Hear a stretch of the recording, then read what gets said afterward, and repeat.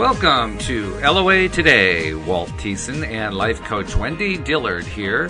Today is Wednesday, March 21st, 2018, 4 p.m. Eastern Time, your second daily dose of happy for the day. And we have a lot of reasons to be happy every day, but today we especially have reasons to be happy because we both have reports to make. I mean, it's not just a Project X report. It's like both of us have stuff to report. And it's fun. It's fun stuff. So, and on top of that, we're going to continue to look at the Law of Attraction Part 3. And a really interesting section coming up there. But first of all, Wendy, how you doing? I'm doing great. I'm so excited, even though, the listeners probably could care less about this specifically, but it's so exciting to me. There has been something I have been looking for an answer for over 9 years at my job. Ooh, wow. And every time I have a new hire, I have to go fiddling around trying to find all sorts of different resources. And every time I go to the people who are supposed to have the resources, they point me back to the other people who are pointing me to them. And so it's kind of like, no, he said, she said. And it's like, no, guys, none of you do this. And so today, there's two specific things I go looking for every time we have someone newly hired. And today I got the answer to both of them. Really? And yeah, I was like, I didn't know what to do. Because, I was talking to this one man. I'm like, are you serious? You're telling me this is what you're in charge of, and I can just send you an email, tell you I have a new hire, and you can give me the answers that I need? He went, sure. I was like, oh my gosh. And all I kept thinking was, what have I done right? Yeah. What have I done right this week, this day, whatever? Because it's like, wow, that was really, really big. So I'm delighted. And, in the world of law of attraction, this is one of the places where it's really exciting to go, okay, can I track down what specifically changed? How did I shift the energy from 9 years of the answer completely just outside of my reach to boom, today it just popped. And here's what I think is funny. I don't care. I don't really care. I just have the answer that I've been seeking. But if I didn't get what I was wanting, I would hunt that puppy down, like a dog in a bone, and I'd be looking for what energies are going on in my life that are prohibiting me from getting what I want. Yep. But it's like such a different reaction, because I'm like, I don't care. But I'm kind of hoping the answer comes to me because I'm sure that would be valuable. Oh, yeah. Yeah. And it is valuable, as it turns out. It is. I'm just so happy to finally have the thing that I've been seeking forever. I'm like, wow, you mean there could actually be ease going forward? Wow, what a joy. What a lovely thing. That is great news. Fantastic.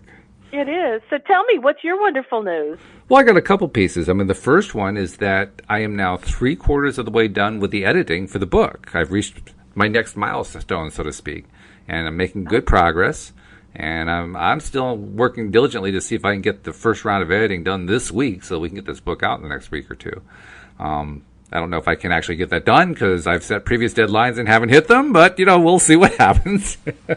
In my world, a deadline is what activates us to move forward. Right. Well, that's how I'm using them. Keeps us moving. Yeah, exactly. So, if you don't hit the deadline, it's done what it was intended to do because it's kept you moving forward. And it did. You've done really awesome. Yeah. Oh, yeah. No doubt about it. It's definitely kept me going.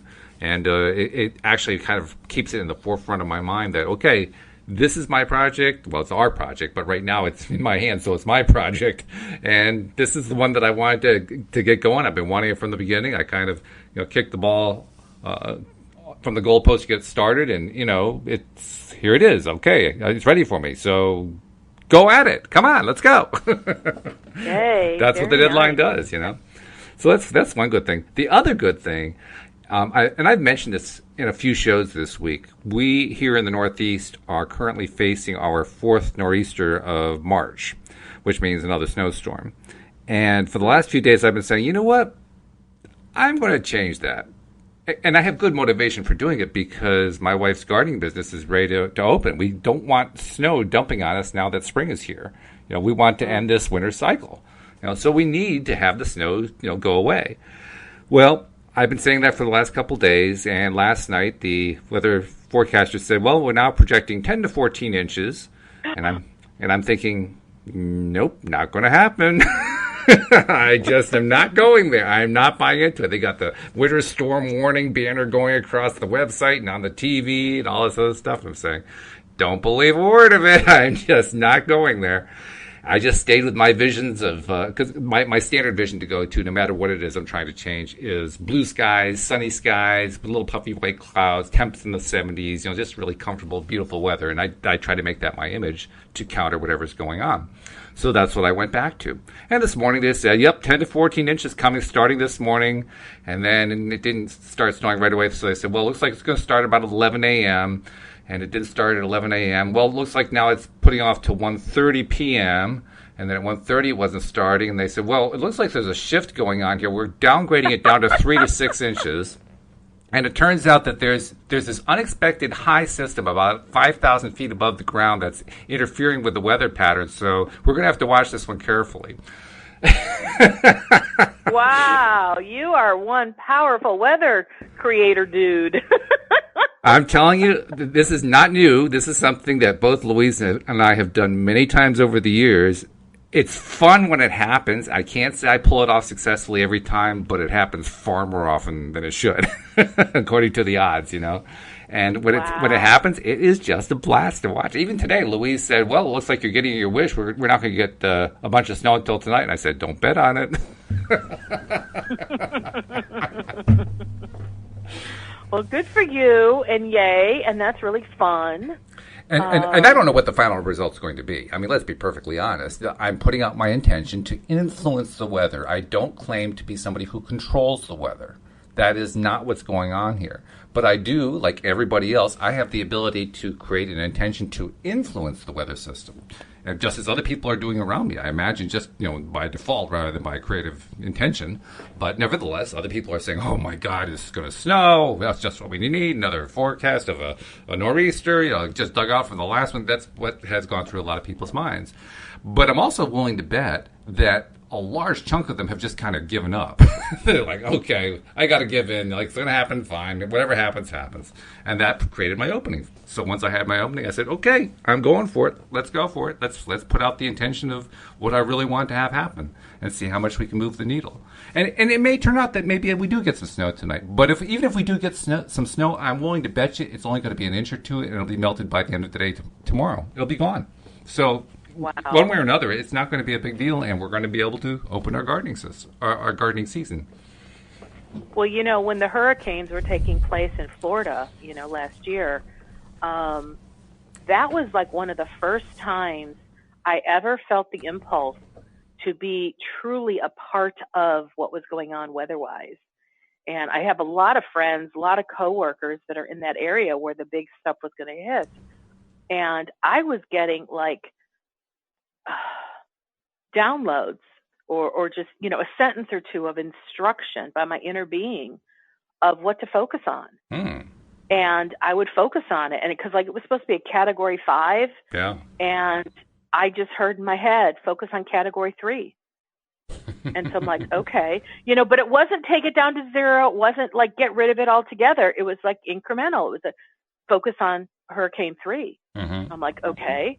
And so, and I would even get the knowledge as to when, or the guidance as to when to look at the weather reports. Really? Like oh, to nice. Check in and see, as to okay, I'm focusing on 3. What are they reporting? And sure enough, they were reporting a 3. Mm-hmm. And other times I would get some insight as to what to focus on, but it was specifically don't look at the weather reports, just keep focusing. Yeah, I agree with that. But I mean, there was stuff about the wind. There was stuff about the storm surges. I mean, I was getting so much guidance on so many different things. And honestly, I know nothing about hurricanes. We don't do hurricanes in Texas. We do tornadoes. Yes. And so it was fascinating, though, because all of these things that were predicted had all been minimized. And at one point I felt led, I was guided, go watch the news. And it just made me giggle because there was nothing for them to report. Everything had kind of stalled out. Mm-hmm. I mean, it still hadn't hit land yet, but it's like everything was just kind of stalled out. And so what did they do? They started talking about all the previous hurricanes in our U.S. history. And this one was really bad. And look at the damage this had. And I went, they are just vamping because they have nothing good to talk about. And I'm like, and I'm part of that influence. Now, I know I wasn't the only person who was aware of this, and I'm sure I'm not the only person that was enlisted on a spiritual basis to help to lessen the impact, but it was so exciting to be a part of it. It was over a weekend, and I know I spent the whole weekend just connecting to spirit. Whatever came to me, I did, and then there'd be a break for maybe an hour or two, and I'd get nothing, and I'd say, do I keep focusing? And I'd get, you did enough, move on. Mm-hmm. Like, go do whatever you're going to do on this Saturday. And I was like, this is really cool. It is cool. It's fun. It's fun, and it's fascinating to watch. I mean, this new book that we're putting together, I've decided I'm going to put in about 3 or 4, maybe 5 different stories. I'm not sure how many I want to put in about times that Louise and I influenced the weather. Louise has already written one, actually, and I've got at least 4 others that I could write. And I'm going to probably I may even include all of them, just a question of how much time I want to put in writing them all up. But one of them involves a hurricane back in 1999, just 2 weeks before we got married. And it's a fun story, and it was actually before I knew how the law of attraction worked. I had never even heard the term law of attraction. But without understanding what I was doing, I used it the way you're supposed to do it and produced a rather phenomenal result. So ever since that time, that was the seminal event. That was the one that convinced Louise. She was convinced before I was that I knew how to influence the weather. She had to convince me later on that I knew how to do it. Well, that's very, very, very cool. It is cool. It's fun. And actually, there's another story that I'm almost certainly going to include about how I influenced the weather with a particular storm cell that was headed right at our house. And long story short, it did not affect our house. It affected the surrounding neighborhood, but not our house. Wow. Yeah. So this is not something that is a one-off or a two-off. We've done this numerous times in numerous situations. Yeah, it's very cool stuff. You know, I want to give just a teeny Project X update. Yeah. Just because I've had new thoughts, and to me that's all part of it, which I've really been very aware lately that what I'm looking for with Project X, the fulfillment of that, the manifestation of it in such a deliberate, focused way is truly, and I've said this a little bit, but it's still just blowing my mind away. I really have never used law of attraction in this way. And like I was joking yesterday, you can't use law of attraction, but it's like I've never allowed myself to be so focused on what I want to bring about a specific desired result like I have in with Project X. Yeah. And I've just kind of been like, wow, how is that I've never done that? You know, because I was thinking I've been very aware of how law of attraction has played out in my life. Like you were just talking about with your weather story, you didn't even know law of attraction, but you saw how law of attraction played out now that you know what law of attraction is. Right, yeah. And I think once I started to understand law of attraction, I was so enamored by the principles that surrounded it that I wasn't really paying attention to how to utilize it purposefully. I was just doing it in little teeny areas.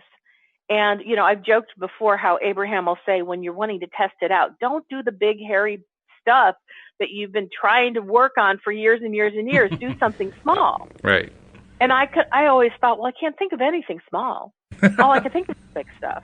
But, you know, in a way, yesterday I gave a story about how I had desired for my boss to really acknowledge me in a really positive way in front of my whole team. Right. Yeah. That would make me feel good. Sure.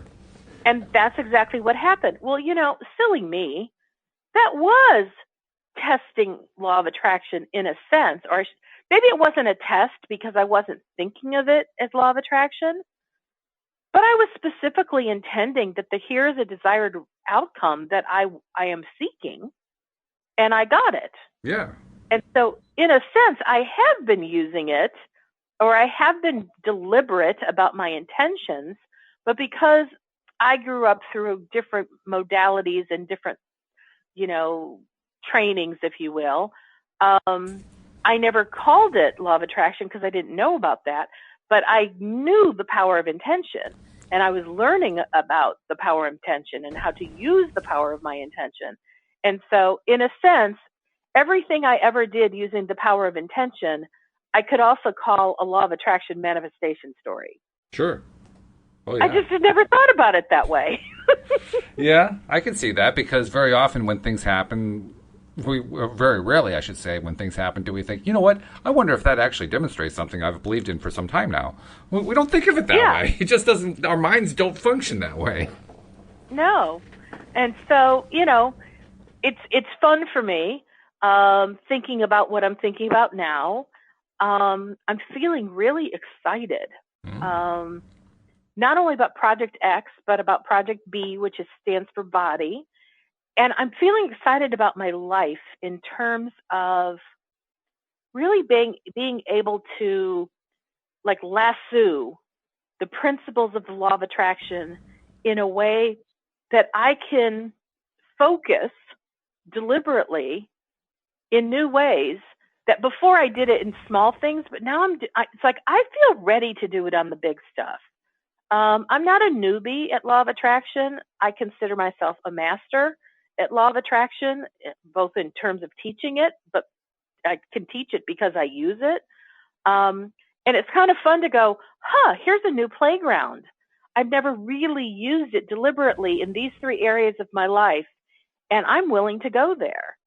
And it's funny because I was talking to my friend Keisha yesterday. I said, I've never been one who's ever liked accountability partners. I don't know if that's a phrase that you're accustomed to, but yeah, sure, I recognize it. It's like if you want to create something or set a goal or whatever, it's like have somebody that you're accountable to, and right. Mm-hmm. I've always hated the thought of accountability partners. Oh, really? because it's like, hey, if I set out a goal and it's my life, I don't need anybody to know about it or try to cheerlead me. That's something I do on my own. But what it really does is gives me an excuse that if I don't manifest it or if I don't keep going, nobody really knows and nobody cares. Yeah. But I said, leave it to me to talk about the biggest, baddest thing in my life, Project X, the thing I've desired for so long. I mean, we're talking decades. Mm-hmm. And do it on a radio show and talk about it almost every day. Breaking a little ground here. So I'm not into accountability partners, and yet we have hundreds of listeners, and I'm telling hundreds of people on a regular basis, and I kind of feel accountable, like I got to put up or shut up. So those are the kinds of things that just kind of make me laugh. They're so ironic, and yet they're so synchronistic. But when I think about how the law of attraction always moves in the path of least resistance. Now, the path of least resistance, that's a cute little phrase, and it took me years to really get it and understand it. But the path of least resistance to me means what's the path where you're almost not paying attention, where law of attraction can just kind of do something outside of awareness, mm-hmm. so that something can slip in, because if you were aware of it, you'd probably thwart it. Right, exactly. Yes, I know exactly what you mean. Mm-hmm. And so in this way, I don't do accountability partners. If somebody said you should have accountability partner, I'd say, no way. So what do? Path of least resistance. I'm a teacher of law of attraction. I'm on a show called LOA Today, and here I am making myself accountable to multiple people. Well, speaking on behalf of your 100 to 200 to 300 or whatever it is number of accountability partners, we just have one thing to say to you. Go, Wendy. Thank you. Well, something I know about me is that I truly never fail. And the reason I never fail is because I never give up. And I will keep doing this. And if I have to talk about Project X for the next 10 years, I will. But I promise you all, it will not be 10 years. Because I like to see things come in fast. So this is going to move as fast as I can get out of the way. And I certainly got my lesson about how fast LOA can work earlier this year. Actually, I believe it was the end of 2017, but I told the story well into January 2018 about how I'd gotten that book from Cindy Chavez, the E Squared book by Pam Grout. And in the first exercise was to let the universe manifest something to prove to me that it actually works. And in fact, not only would it be a manifestation, but there would also be a gift to go along with it. And when I did the exercise, I got really fast results because that was the time that that same day that I had read the book, or that I had read that chapter earlier in the day, I'd been on Facebook dealing with a bunch of people in a law of attraction group, panicking over, I'm getting these numbers, like 1111, 1, 2, 3, 4. What does it mean? I don't want to miss a sign. Please help me. Oh my God, it's a terrible tragedy. I don't know what's going on. And I was trying to calm them down, saying, hey guys, it's not that big of a deal. Calm down. It's okay. Everything's going to be fine. You want to look it up. You can look up stuff here, but don't worry about it. I just did that for like a half an hour. And then I went and read the book, got to that chapter, said, okay, let's do the experiment. And said, well, first thing you want to do is you want to think about what it is that you want. Okay, here's what I want. According to the book, I'm supposed to ask for, show me proof that the law of attraction works. I'm not allowed to say what that thing is. I'm going to leave that to the universe. It's up to the universe to come up with whatever it is. And also, I'm asking that the universe give me a gift to go along with it. And as part of the experiment, it has a little form. It says, okay, write down, here's what you're doing. Write down the date here. I looked at the date. I think it was December 27th. And it says, okay, write down the time. And I looked at the time on my cell phone, and it said 5:55. I said, 5:55? And as soon as I saw that, I burst out laughing, because that's what I've been talking about on Facebook. There it is. My manifestation came instantly. And as soon as I realized that my manifestation came instantly, I burst out laughing. And when I burst out laughing, I realized that's the gift. The law of attraction delivered the whole thing. It is a gift. It is. So the delivery of the entire thing took 1 second.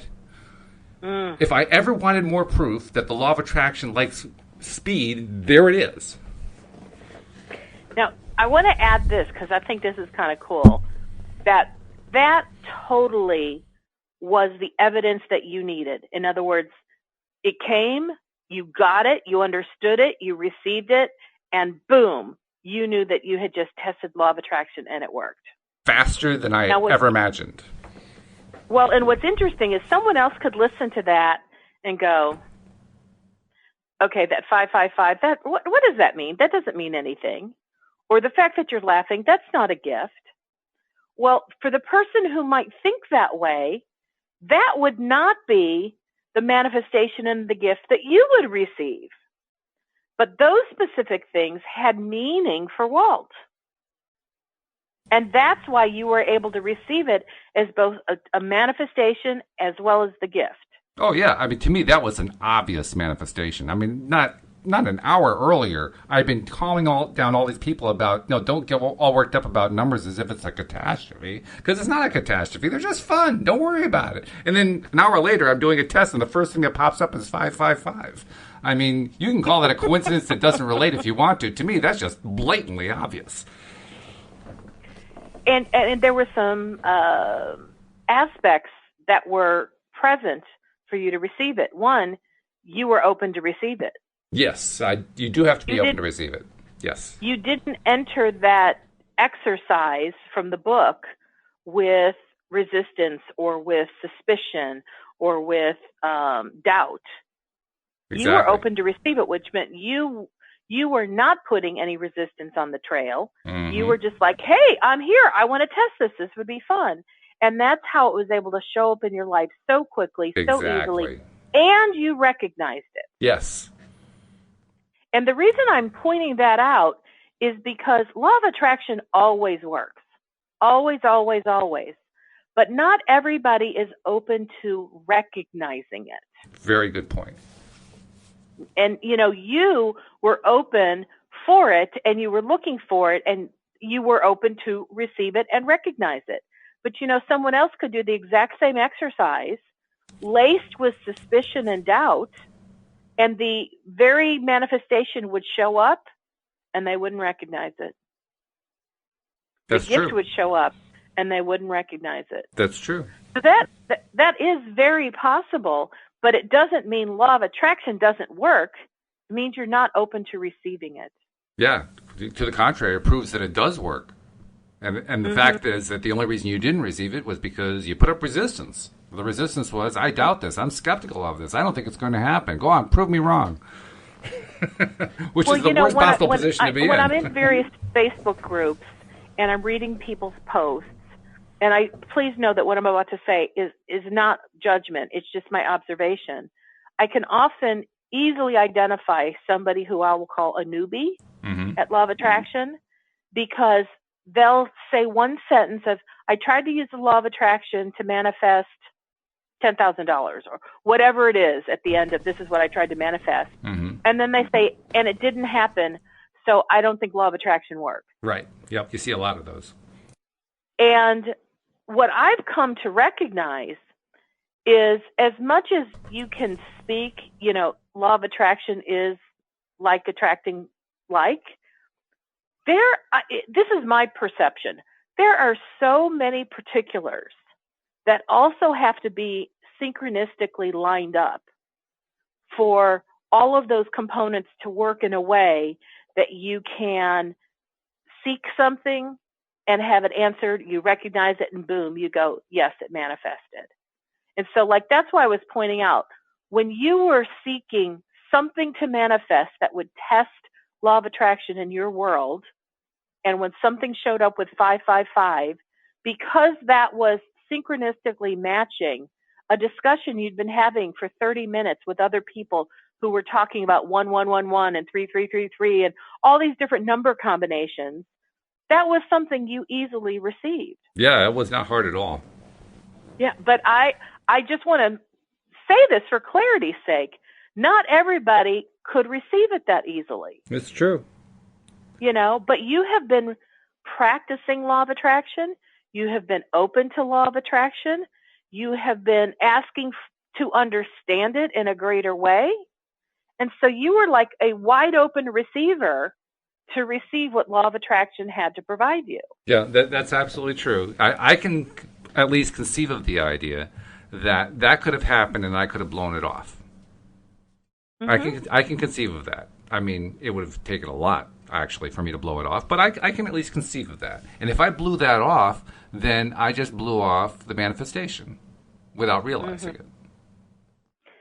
And I think I can kind of put myself in this category that I kind of was raised to be somebody who was suspicious. I double-checked everything.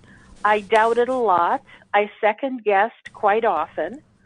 And so, perhaps the reason that, or perhaps part of the reason that my relationship with my inner being has the clarity that it does is because I struggled so hard with believing that I was really hearing from my inner being, or, once upon a time I would say that I was hearing from the Holy Spirit, or that I was hearing from God. Because I second guessed everything. Mm-hmm. Sure. I'd ask a question, an answer would float in, and I'd go, nah, that can't be the answer. It can't be it, right? Nah. So I'd ask it again, it would show up again. Nah, that can't be the answer. And I might go on for days, weeks, years, asking the same question over and over, and sometimes it took me getting the same gosh darn answer like gazillions of times. And then I'd say to myself, Wendy, when are you going to accept it? And here's what would come up for me. But what if I'm wrong? What if I'm wrong? And there was something in me that was so devastated by the concept that I could be wrong that I wasn't willing to accept that I was really receiving answers. And because I didn't have anybody who held me by the hand or specifically said to me, well, when you ask a question, you get an answer, believe it. No one ever told me that. No one told me how this worked. I was around it. In my church, I was around people who heard from God, but nobody ever there was no Sunday school class that, was called How to Hear from God and how to know that you're hearing from God. If there was a class like that, I missed it. And it felt so mystical and magical, and spiritual that, people that I knew were like hearing from God. Wow, that's like sacred. That's huge. That's incredible. And I wanted to do that too. And so little did I know, I had been hearing from God for a very, very long time. Because the very same thing that I call the voice of God today, I call the voice of my inner being. It's the very same thing to me. I've just given it different labels based on where I am in my life in terms of who I speak with and who my audience is and what feels good to me. But you know what? That voice has been there, and I've been receiving answers for a really long time, but I wasn't willing to believe it. And so that's why I'm just throwing that out there to other people, because I'm sure I'm not the only person who has ever second guessed, triple guessed, quadruple guessed, 100 million times guessed. Is this really my inner being speaking to me? Am I really getting real answers from the powers that be, from a non-physical source? Am I really getting an answer? Because, once you feel like you are, then saying it out loud, for me, it made me feel like someone would think I was crazy, or that I was putting myself on the line and all of a sudden accountable to whoever I said it to. And that was a very scary proposition for me for a very, very long time. And it's probably only been the last couple of years that I've been as vocal to my friends and to others about, yes, I hear from my inner being. Yes, I have conversations. Yes, this is real for me. And I think it's such a big part of my life now, because for so many years, it was a big part of my life on the other end of the stick, where I wasn't able to accept it or believe it. And I desired so much to be able to make that kind of connection, and didn't think it was there, even though it had been there all along. Well, plus, it probably doesn't help that popular culture in so many different ways has taught us that the voice of God is this deep male voice echoing throughout the hillsides. Yeah, I'm sure that doesn't help either. that doesn't help much at all. And I'm actually half serious about that. That was one of the reasons early on where, if somebody claimed that they heard from God, I said, well, why didn't I hear it? I should have heard it. It should have been loud and clear. Oh, and I remember one of the things that someone very close to me would say over and over. They said, if this is true, and whatever this is, okay, if this is true, then I would think that God would get my attention in a big way and let me know it. Mm-hmm. And I remember thinking, okay, in my world, it is true. And what I've come to experience is that the voice of God, the voice of inner being, is not big and bold and boisterous. It's quiet, it's subtle, it's gentle. And so I kept thinking for this friend of mine, if you're looking for your answer to come in a way that's really loud, you could be looking in the wrong place. I've never known anybody to tell me that when they heard from, the power that they believed in, that it was a big, huge voice. Everyone I've ever communicated with or heard from has always shared it was a very still voice. And even Abraham talks about the reason Abraham is so pro meditation is because they want people to get in the practice of quieting their minds, so they can hear that subtle, quiet voice. Yeah, I agree. So there's also another side to it too, which is that if you're one of the people who is out there not only being skeptical but demanding that it be a loud voice and demanding that it be in your face and so forth, you got to be careful with that, because the law of attraction still is in operation. And what you could end up with is what my wife calls a 2x4 to the side of the head, which shows up as like, you're constantly saying, well, I want it to happen this way. And the universe comes back and whacks you, says, nope, it ain't happening that way. It's going to happen this way. I have a friend who wrote a book. I think the title was The Cosmic 2x4. Yeah, there you go. Right. Yeah. It's actually a good idea to avoid the 2x4. So. Well, and I agree with you, because if you're saying, give it to me in a really big way that I can't miss it, okay, and a 2x4 might be the way. Yeah. A car accident might be the way. Oh, yeah. A tornado hitting your house might be the way. Yeah. Having some huge plumbing disaster in your life could be the way. So it's like, be careful what you ask for. Really? Yeah, it's quite true. And I don't say that to scare people. I say that to point out you don't have to go that route. I mean, if something like that does happen, guess what? People have survived tornado attacks. Yeah. They've survived their houses being destroyed. But you don't have to wait for your house to be destroyed in order to start getting the messages. Yeah, I mean, some people don't start really listening until they've had a heart attack. Yeah. Or until all of a sudden they're diagnosed with stage 4 cancer, like out of the blue. Yeah. It's like, wow, it is, how do I say this? My understanding is that the intention that we had when we came into the physical experience is that we would receive guidance from our inner being in a way that was so easy to receive and to hear, because our inner being would never stop broadcasting it, ever. Like they would be a continued broadcast signal of everything we need to know. And our job was to tune into the signal. And somewhere along the way, our societies have untrained themselves how to do that naturally. Mm-hmm. I mean, it is a natural experience for us, but we kind of get trained away from our natural nature, which is to hear our inner being and start listening to other voices. Or instead of listening to things that come from within, they start listening to things that are outside of themselves, like other people's voices, or the radio, or the news, or the media, or their teachers, or, whoever's talking loud. But whatever it is, it's outside of themselves, instead of where the answers really listen are inside of us. And for those people who are frustrated because they can't seem to hear the inner voice, they can't seem to detect it, I am totally sympathetic. I've been there myself for a good portion of my time exploring the law of attraction. And it's only recently, like in the last year, less than a year, that I finally began to realize I have been getting messages and I didn't know it. And I've reiterated this one particular point over the last few days, so you can find it in a number of the podcasts. But it's really simple. Our emotions are messages. Every emotion we feel is a message. It's a message from the inner being. If it's a good feeling message, then the inner being is in agreement. If it's a bad feeling message, then the inner being is not in agreement. The inner being is saying, no, this is good, and we're saying, no, this is bad.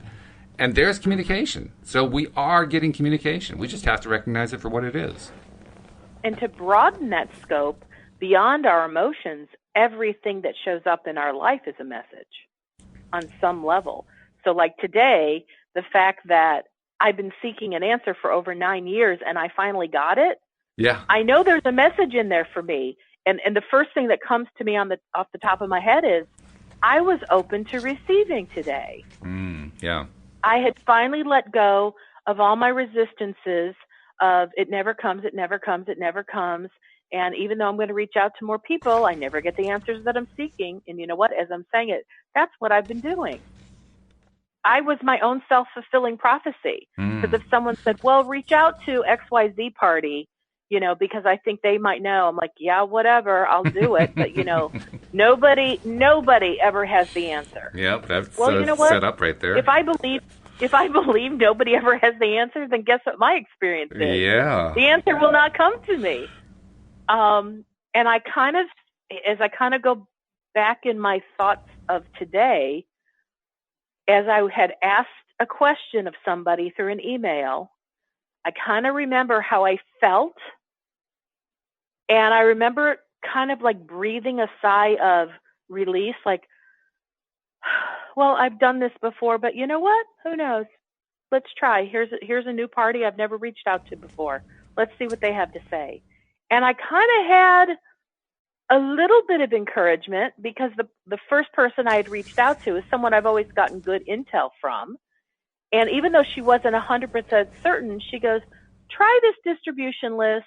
There are multiple people that respond to it, but I've always had good success with that.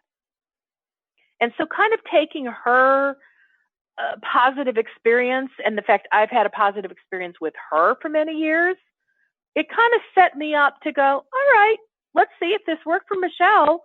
Maybe it'll work for me. Mm-hmm.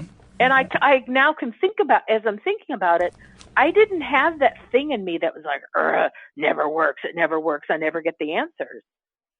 So I guess I can honestly say I had no resistance today, not even let go. I just had no resistance. And I was open, just like you were open to receive, the manifestation from the exercise you did out of a book. Mm-hmm. I was open to receive some answers today and see where it took me, Mm-hmm. and I got the answers. And it's like, wow, that's pretty cool. It is cool. And so that experience, getting a positive result, getting the result I desired, that in itself is a message to me. That's my inner being saying, good job, Wendy. Good job. Very good. You let go of the resistance and you just trusted in the possibility of what could be. Because that's where I was. I was in what could be? Let's just see. And that's another kind of message. I mean, everything that happens in our life has some kind of message for us. If we seek it, we can find it. So now the gauntlet has been thrown down. Are we willing to pay attention? Love that gauntlet. Yeah, that's right. The gauntlet has been thrown down. Are we ready to be willing to acknowledge and admit that when stuff comes into our lives unexpectedly, that there is probably a message attached to it? I'm willing. Sign me up. And, I've been willing for a long time, and I would say it's in that willingness to look for what the messages are that I have found kind of like a playground. It's a fun place for me to play. I love knowing that I'm connecting with my inner being. And, because we've been talking inner being on so many shows day after day, what's been kind of coming into my thoughts as of late is, I said this a couple weeks ago, but it's like, I want more. I want even more conversation with my inner being, but not just conversation. I want greater belief. And I know it may seem bizarre that I would be saying that, but I still want more belief. And I've been asking, so how do you believe something that you don't believe? And then I said to myself yesterday, well, a belief is a thought that you think a lot. Right. And then it becomes a belief. And when it becomes that powerful, law of attraction will continually recreate circumstances to support that belief. Because a belief in itself, after a while, becomes its own self-fulfilling belief. Mm-hmm. It cannot stand or stay active unless it's continually being provided like more circumstances of more evidence that is true, more evidence that is true. Yes, sure. And so that's something I'm playing with.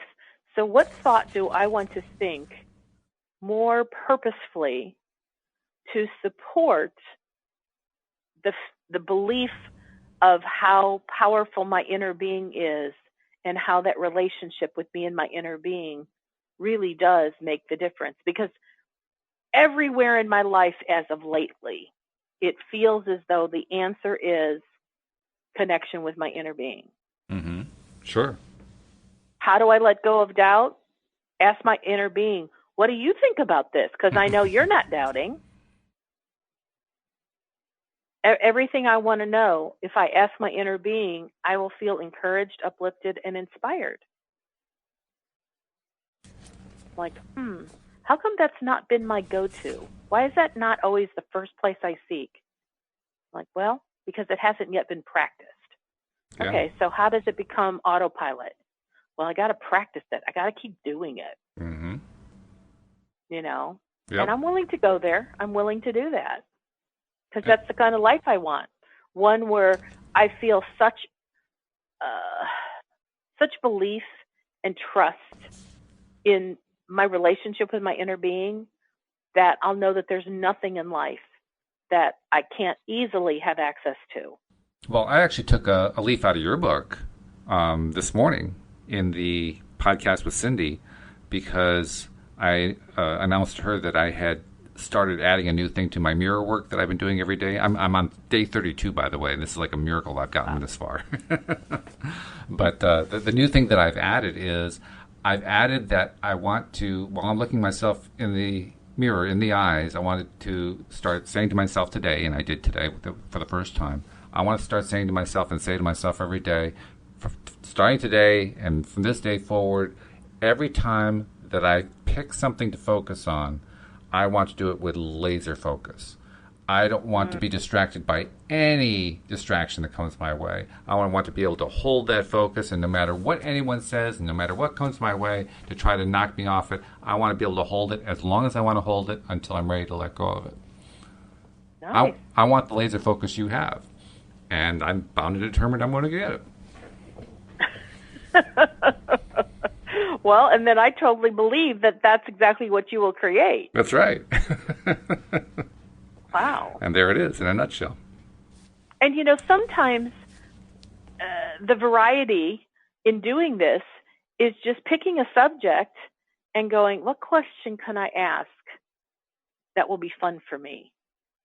And I just play with words and I play with questions and I let ideas and sentences dance around in my head until I find one that I go, ooh, I like that. Ooh, I really like that.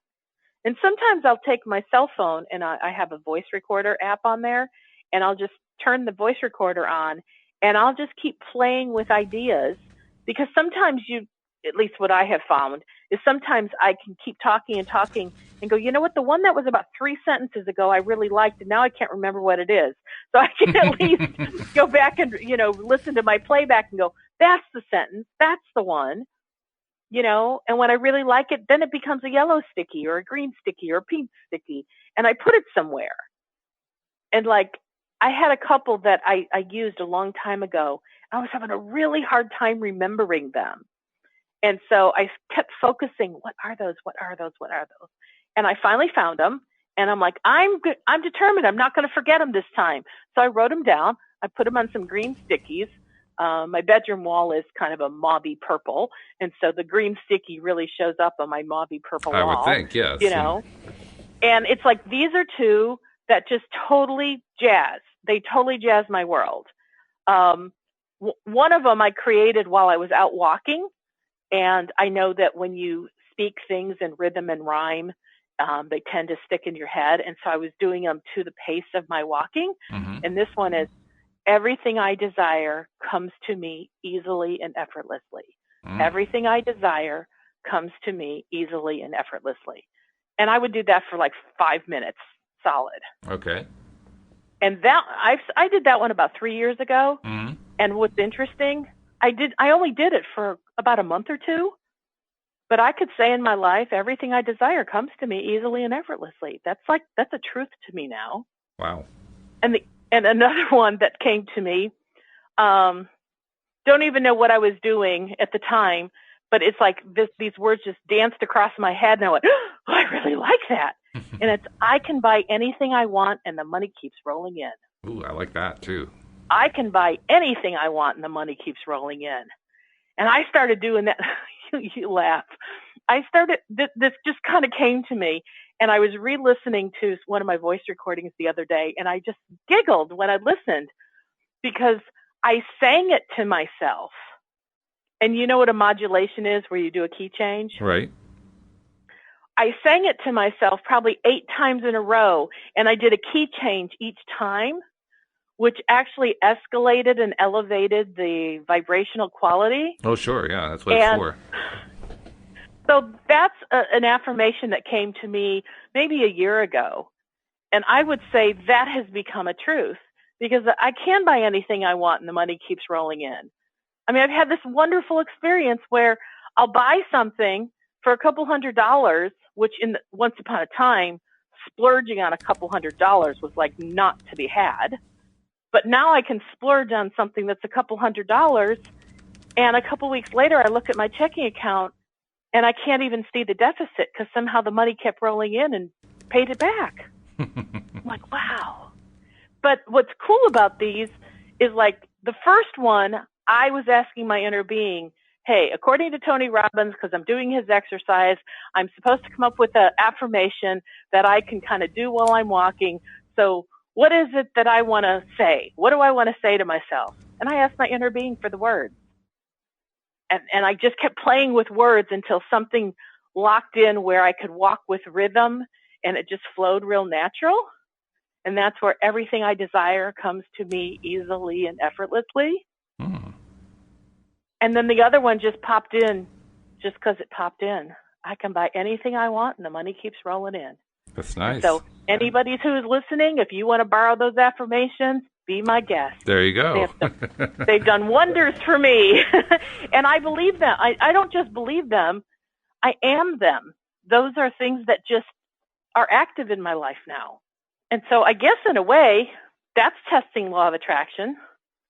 Yeah. Because those are two desires, if you will. And those desires have manifested. Mm-hmm. And they continue to manifest. And I believe they will continue to manifest over and over and over. Very good. Very, very good. I like it. We actually haven't done anything with the book. Do you want to try to get a reading in before we do something here? Well, we just had so much to talk about. We did. Yeah. We did. So we're not missing anything. But, I mean, we could actually, the section is actually a fairly easy section. We could just, kind of zip through it. And I think it kind of partly ties into what we're talking about anyway, if you like. You love to zip through stuff, so let's see what we have on tap today. Okay, well, this section is entitled, I Invented It by Giving It Thought. Certainly right in line with what we've been talking about. Often, as we begin to impart our knowledge to our physical friends regarding the deliberate creative process, we meet with resistance, for there are those who have things in their life experience that they do not want. And they hear us say, all things are invited by you. And they protest, saying, Abraham, I wouldn't have invited this because I don't want it. So we eagerly offer this information to you to help you understand how you are getting what you are getting, so that you may be more deliberate in your attracting of it. And so you may consciously attract those things that you do want, while you may avoid attracting those things you do not want. We know that you are not inviting, attracting, or creating it on purpose. But we will say to you that you are the inviter, the attractor, and the creator of it, because you are doing it by giving thought to it. By default, you are offering your thought, and then the laws that you do not understand are responding to your thought, causing results that you do not understand. I sense a pattern here. And so that is why we have come forth to speak to you of the universal laws so that you may understand how you are getting what you are getting, so that you may understand how to gain deliberate control of your life. Most physical beings are so completely integrated into their physical world that they have very little conscious awareness of their relationship with the non-physical world. For example, you want light in your bedroom, so you go to the lamp by your bedside, turn a little switch, and watch the light flood the room. Then you would explain to others this switch causes the light. But you understand without our explaining that there is much more to the story of where the light comes from, and so it is with all things that you are experiencing in your physical setting. You are explaining only a little bit of what makes things happen, and we are here to explain the rest of it to you.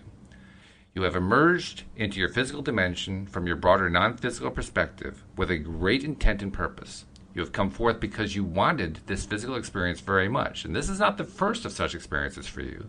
You have had many physical as well as non-physical life experiences, and you have emerged into this one because you want to add to that continuing, evolving being that you really are. That being that through this body and through these physical senses you may not now know, but that being indeed that broader, expansive, growth-seeking, joy-seeking, evolving part of you.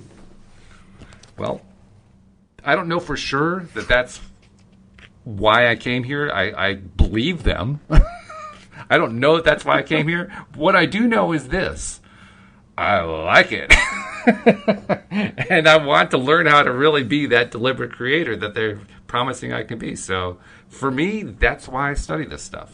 That's why I do the podcast with you and with Cindy and Tom and David and Joel. It's why I keep encouraging listeners to subscribe and share, because it's a fun thing to do. And if it turns out along the way that I discover that, yes, I really did come into this world for the reason they gave, that's a cherry on top as far as I'm concerned. Well, of all the things that you read, the part that really jumps out at me that excites me the most is where it says, so that you may understand how to gain deliberate control of your life. Yes. Remember, I'm a former control freak. Maybe I'm still a control freak. I do it differently now. But I love deliberate control of my life. I think so much of my life I was aware that I was not in control. I wanted control, but I felt like everybody else was in control, and I wanted to have control. And I don't know if I may or may not have shared this before, but as a child, I had a reoccurring dream. And it was so reoccurring, it continued until I was in my early 30s. Wow. But I remember having this dream probably as early as 5 or 6 years old. And I would picture myself as this 5-year-old child at night driving a car. Now, what was funny is I knew I was a child. And so somehow I was able to see over the dashboard, but I know my little body was shorter than the dashboard. Okay. But I was driving on a highway, and there were lots of lights. I felt like I was on the Las Vegas Strip, where there were things on every side of the highway where things were lit up and there was action going on. And I was out driving, and it was always a highway that was like above everything else, meaning there were like cars, and roads that went underneath the highway. So this is like an elevated highway. Mm-hmm. I mean, that's how visually acute my imagery was. And I was aware that it was dark outside, but I saw all these lights going on everywhere. But what really was such a permeating part every time I had this dream was the feeling that I had. And the feeling that I knew my real parents were asleep in their bed in our house, but I was out and about living. I felt free. I had complete autonomy. I could do whatever I wanted in this nighttime dream when I was out driving the car. And to me, driving always felt like freedom to me. But to me, that was me experiencing deliberate control in my life. And I did it during my dream time. And I just find it fascinating that I continued to have that reoccurring dream until my 30s. Yeah. Yeah. Why do you think it stopped? Because it was in my 30s when I finally felt that freedom. Oh, okay. I finally felt the freedom that I was living in my dream, I now had in my daytime. I now had in my life. I no longer felt like I was being controlled.